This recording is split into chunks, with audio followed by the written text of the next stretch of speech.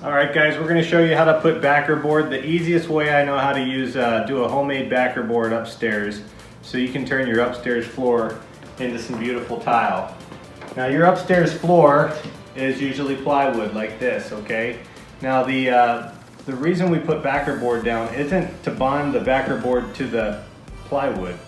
It's to give the tile something to float on while the plywood moves back and forth, because the plywood's going to expand and contract. Some stucco mesh, okay? Now there's some with ribs on it. For some of the bigger jobs you want the ribs on it, but we're going to use no ribs on this job, okay? We're going to use Self-Leveler Plus. You get that at Lowe's, it's $30 a bag. Really good stuff, okay? It's not for walls, this is for floors only, okay?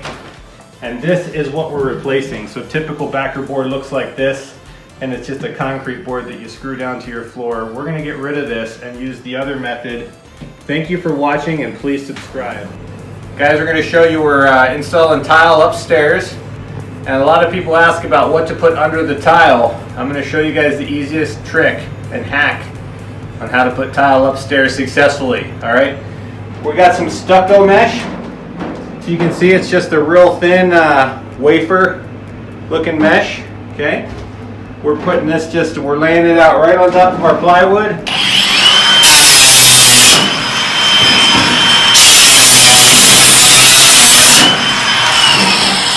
Okay, we're cutting around all of our stuff.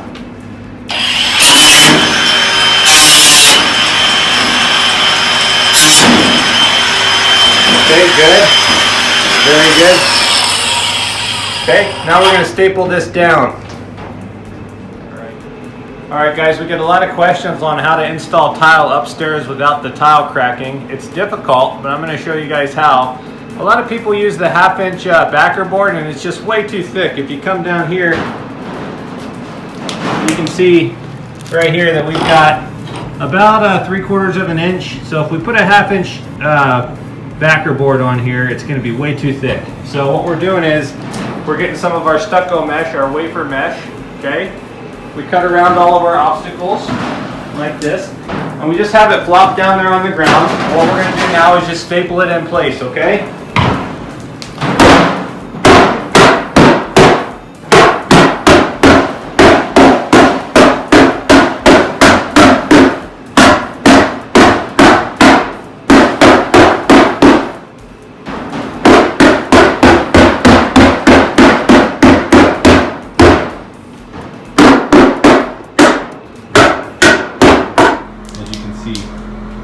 And we stapled it really well.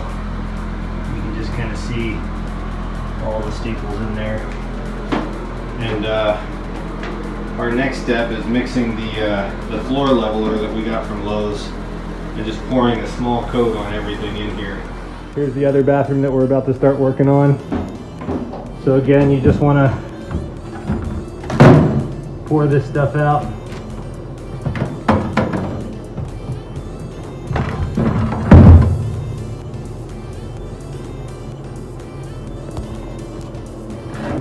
Start pushing it.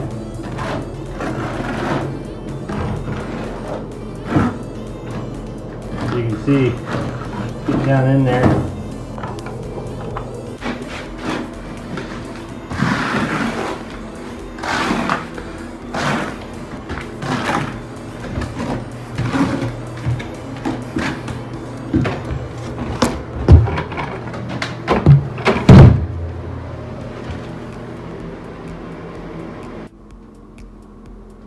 Okay guys, we mixed up an entire bag of the self-leveler, and we poured it in there and screeded it around with this, and it's pretty good at leveling itself out.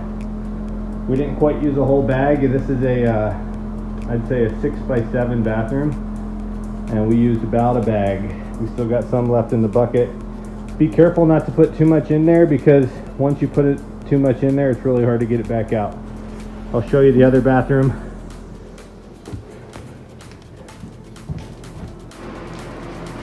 Okay, so here's bathroom number 2.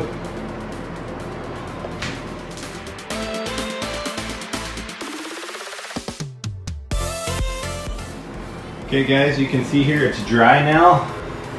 and we've got everything. It's hard. You can walk on it. It's not cracking.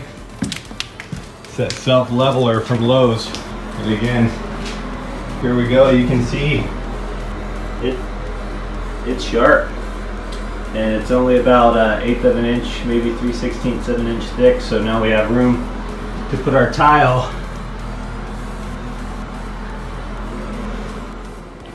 Alright guys, as you can see over here, that is working really great, the floor leveler, and we're kind of coming along with our tiles, just finishing everything up.